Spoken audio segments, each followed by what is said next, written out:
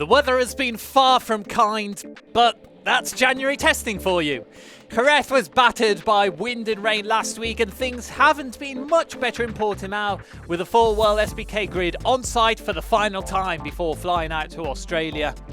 Limited track time doesn't mean no track time, however, and there's certainly no shortage of talking points. Here are the key stories coming out of Portimao. Toprak Razgatlioglu is back, and he is back on top, injured finger and all. The reigning world champion had two customised gloves made just for this test, one with a larger opening for his right index finger and another with the index and middle finger openings sewn together. While Razgatlioglu is clearly far from 100%, he still managed to set the top lap time of the test on day one. Fast laps and pit lane stoppies, just what the doctor ordered. His feedback was more than welcome for BMW, who in Jerez were relying solely on Michael van der Mark's input, as well as test riders Sivan Gintoli and Marcus Reiterberger.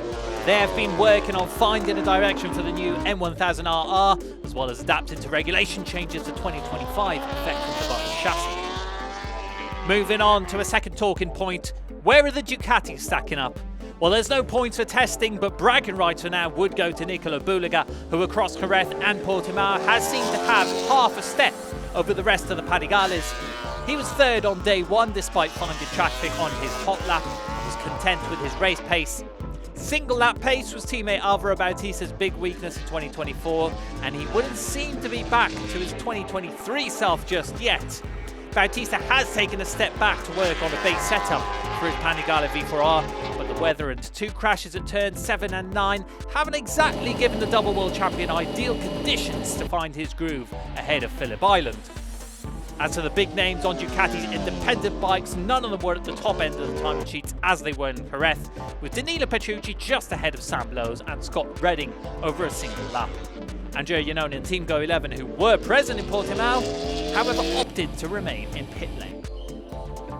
While BMW and Ducati are the on-paper favourites of 2025 given last year, would it be a stretch to place the Bimota alongside them? Well, for now, both Axel Bassani and Alex Lowes have been in the top 5 positions at every test, both in single laps and race pace. And that is with a completely new bike and a fairly exhaustive list of testing items to go through. It's early days, but the 47 and the 22 have certainly hit the ground running. And Bimota do have a few nice memories from their last time racing at Phillip Island. Right, but what about the remaining 3 manufacturers in World Superbike? Well, from the limited running that we've had in testing, it could appear that the gap to the top has closed a bit for Yamaha, Kawasaki and Honda. The blue bikes in particular were fast off the blocks in Portimao, with Remy Gardner and Jonathan Rea inside the top 5 on day one over a single lap. Only Andrea Locatelli and Gardner were able to set representative dry laps on day 2, with the rest of the testing plan unfortunately limited to pit stop practice for Australia.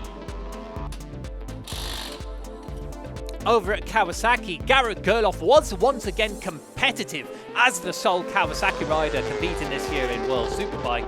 The Texan has been finding his confidence on the qualifying tyre with a Pacetti-backed ZX-10RR.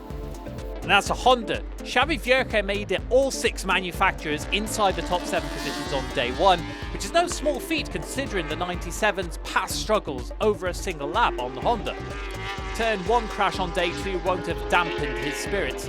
The flip side of the coin, however, has been Iker Lecuona, who returned from injury at Portimao, but is still fighting through significant pain in his shoulder.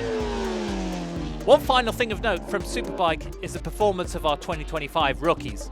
Ryan Vickers has led the trio at Portimao and Jerez, not a surprise given his prior experience on the Superbike, but it hasn't been a significant advantage over Jari Montella on the Barney Racing Ducati and Bahatin Sofoglu on the Yamaha Moto X Racing bike, the 2 riders who have been promoted from Supersport this year. The test did end on a sour note, however, for the Turkish rider, with a crash at turn 1 and a suspected collarbone injury. That leads us on to Supersport and one final talking point.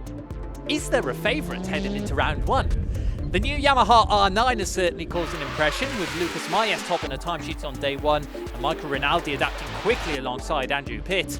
But Ducati V2 newcomers Philipp Ertel and Marcel Schrotter have also shown a pace advantage in recent tests.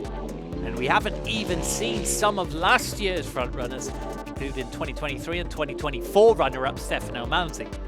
It's a massive question mark heading into a mammoth season opener.